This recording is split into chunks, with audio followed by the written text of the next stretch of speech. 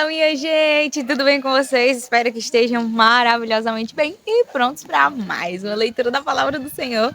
Hoje estaremos lendo capítulo 10 de 2 Samuel, capítulo 3 de 2 Coríntios, capítulo 17 de Ezequiel e concluiremos com a leitura do capítulo 60 e 61 de Salmos. Nessa ordem. Antes de iniciarmos, vamos a uma palavra de oração e logo em seguida estaremos desfrutando dessa palavra preciosíssima. Então, fecha teus olhos e ora comigo. Deus bendito, Pai soberano, excelso, santo, fiel, misericordioso. Deus, louvamos ao Senhor por estarmos aqui diante de Ti, aprendendo um pouco mais a respeito do Teu Evangelho, ouvindo verdades preciosas. Obrigada, Deus, por nos dar a oportunidade e a benesse de nos achegarmos cada dia mais ao Senhor, por meio da oração, por meio do estudo da Tua Palavra.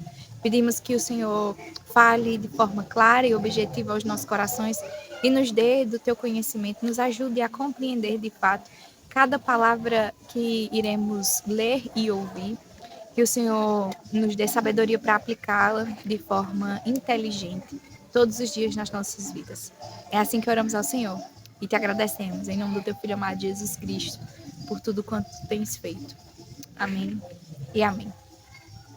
Capítulo 10 de 2 Samuel, que vai dizer o seguinte: Depois disto morreu o rei dos filhos de Amon, e em seu lugar reinou Anum, o filho dele. Então Davi disse: Serei bondoso com Anum, filho de Naás, assim como o pai dele foi bondoso comigo.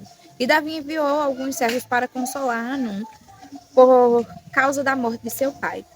Os servos de Davi chegaram à terra dos filhos de Amon. Mas os príncipes dos filhos de Amon disseram a seu senhor Anum: O senhor pensa que foi para honrar o seu pai que Davi mandou esses consoladores?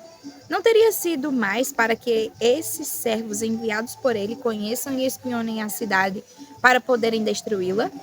Então Anum pegou os servos de Davi, rapou metade da barba de cada um deles, cortou metade das roupas até a altura das nádegas e os mandou embora. Quando Davi soube disso, enviou mensageiros ao encontro deles, porque estavam muito envergonhados.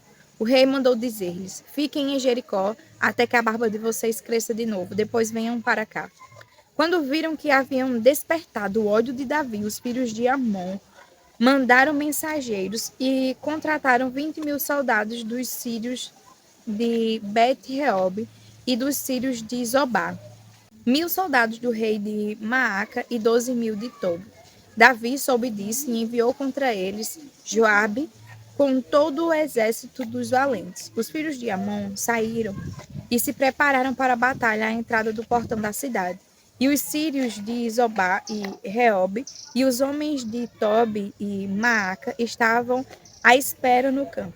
Quando Joabe viu que a batalha estava preparada contra ele, tanto pela frente como pela retaguarda, escolheu os melhores soldados de Israel e os formou em linha contra os sírios. O resto do exército ele entregou a Bizai, seu irmão, o qual o formou em linha contra os filhos de Amon. Joabe disse a Abisai: Se os sírios fossem mais fortes do que eu, você virá em meu socorro. Se os filhos de Amon forem mais fortes do que você, eu irei em seu socorro. Seja forte, vamos lutar com coragem pelo nosso povo e pelas cidades do nosso Deus. E que o Senhor Deus faça o que achar melhor. Então Joabe avançou com o povo que estava com ele e travaram batalha contra os sírios, que fugiram diante dele. Quando os filhos de Amon viram que os sírios fugiam, também eles fugiram de Abisai e entraram na cidade. Então Joabe parou de lutar contra os filhos de Amon e voltou para Jerusalém. Quando os sírios viram que tinham sido derrotados por Israel, tornaram a reunir as suas tropas. Hadadezer mandou chamar os sírios que estavam do outro lado do rio Eufrates, e eles foram até Elã.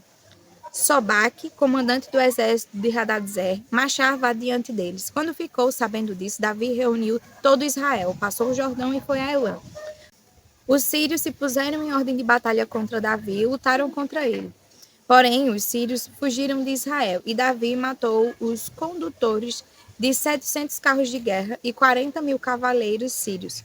Também feriu Sobaque, o comandante do exército que morreu ali.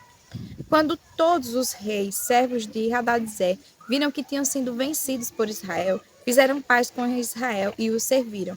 E os sírios ficaram com medo de voltar a socorrer os filhos de Amon. Capítulo 3 do livro de 2 Coríntios. Estamos começando outra vez a recomendar a nós mesmos? Ou será que temos necessidade, como alguns, de entregar cartas de recomendações para vocês ou pedi-las a vocês? Vocês são a nossa carta escrita em nosso coração, conhecida e lida por todos. Vocês manifestam que são carta de Cristo, produzida pelo nosso ministério, escrita não com tinta, mas com o Espírito do Deus vivo. Não em tábua de pedra, mas em tábuas de carne, isto é, nos corações. E é por meio de Cristo que temos tal confiança em Deus. Não que por nós mesmos sejamos capazes de pensar alguma coisa como se partisse de nós, pelo contrário. A nossa capacidade vem de Deus, o qual nos capacitou para sermos ministros de uma nova aliança, não da letra, mas do Espírito, porque a letra mata, mas o Espírito o vivifica. E se o ministério da morte, gravado com letras em pedras, revestiu de glória, a ponto de os filhos de Israel não poderem fixar os olhos na face de Moisés por causa da glória do seu rosto, ainda que fosse uma glória que estava desaparecendo, como não será de maior glória o ministério do Espírito? Porque se o ministério da condenação teve glória, em muito maior proporção será glorioso o ministério da justiça. Pois neste particular, o que era glorioso já não tem mais glória diante da glória atual, que é muito maior. Porque se o que estava desaparecendo teve a sua glória, muito mais glória tem o que é permanente. Tendo, pois, tal esperança, agimos com muita ousadia. E não somos como Moisés, que punha um véu sobre o rosto para que os filhos de Israel não pudessem fixar os olhos no fim daquilo que estava desaparecendo. Mas a mente deles se endureceu, pois até o dia de hoje, o mesmo véu permanece sobre a leitura da antiga aliança. Não foi tirado, pois só em Cristo ele é removido. Mas até hoje, quando Moisés é lido, o véu está posto sobre o coração deles.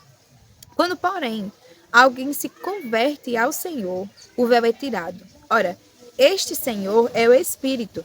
E onde está o Espírito do Senhor? Aí há liberdade. E todos nós, com o rosto descoberto, contemplando a glória do Senhor, somos transformados de glória em glória, na sua própria imagem, pelo Senhor, que é o Espírito. Capítulo 17 do livro de Ezequiel.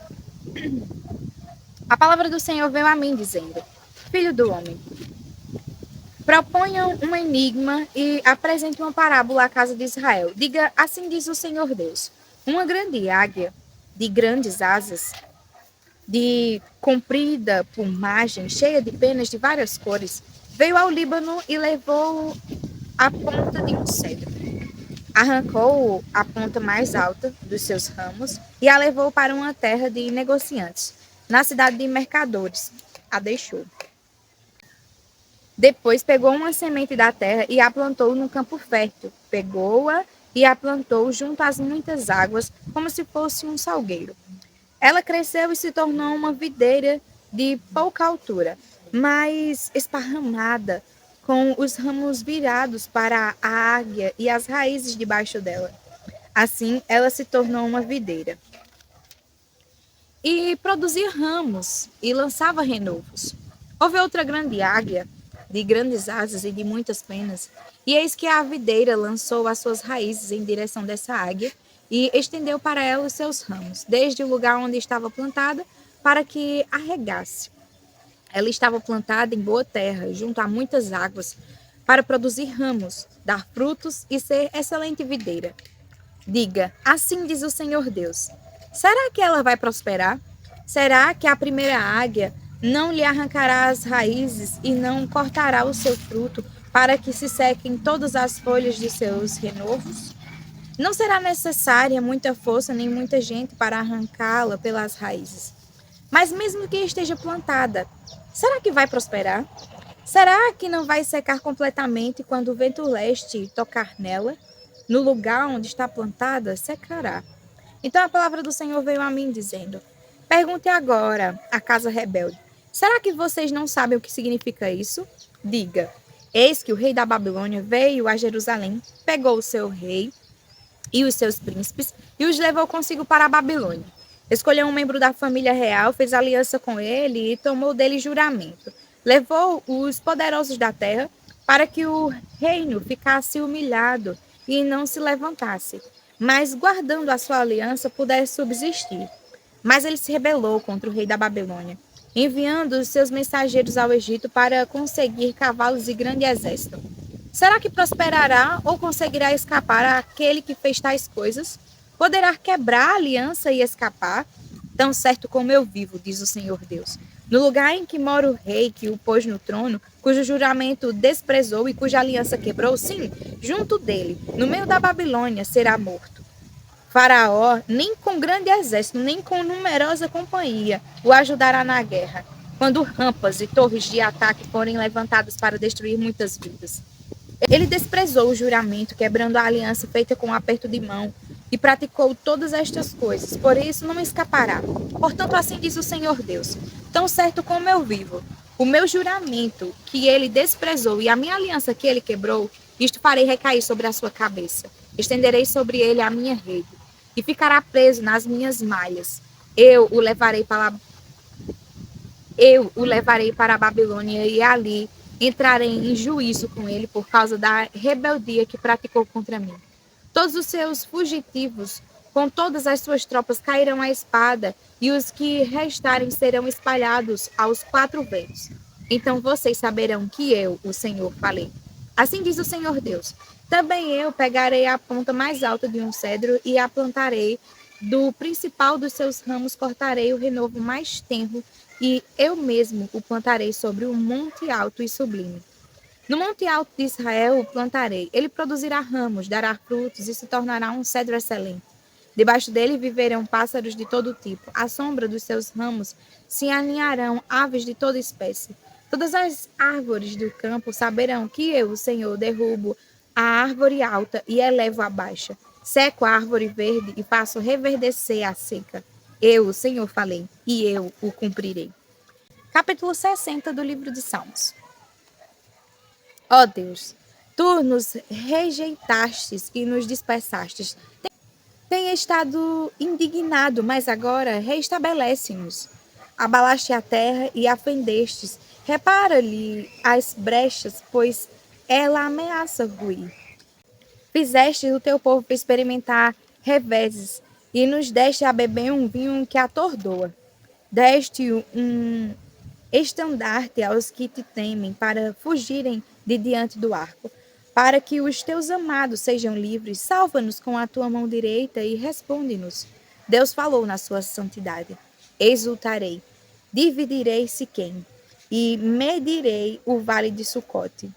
Gileade é meu, e meu é também Manassés. Efraim é o meu capacete, Judá é o meu cetro. Moabe, porém, é a minha bacia de lavar. Sobre Edom atirarei a minha sandália, sobre a Filístia jubilarei. Quem me conduzirá à cidade fortificada? Quem me guiará até Edom? Não nos rejeitastes, ó Deus. Tu não sais, ó Deus, com os nossos exércitos. Presta-nos auxílio na angústia, pois vão é o socorro humano. Em Deus faremos proeza, porque Ele mesmo pisará os nossos adversários. Capítulo 61. Ouve, ó Deus, a minha súplica, atenda a minha oração, desde os confins da terra clamo por ti, no abatimento do meu coração. Leva-me para a rocha, que é alta demais para mim, pois tu tens sido meu refúgio e uma torre forte contra o inimigo. Que eu possa habitar no teu tabernáculo para sempre e abrigar-me no esconderijo das tuas asas, pois ouvistes, ó Deus, os meus votos e me destes a herança dos que temem o teu nome. Dias sobre dias acrescentas ao rei. Os seus anos duram gerações após gerações, que ele permaneça para sempre diante de Deus. Concede-lhe que a bondade e a fidelidade o preservem. Assim cantarei louvores ao teu nome para sempre, para cumprir dia após dia os meus votos. Amém. Até mais, para mais uma leitura da palavra do Senhor. Fiquem com Deus.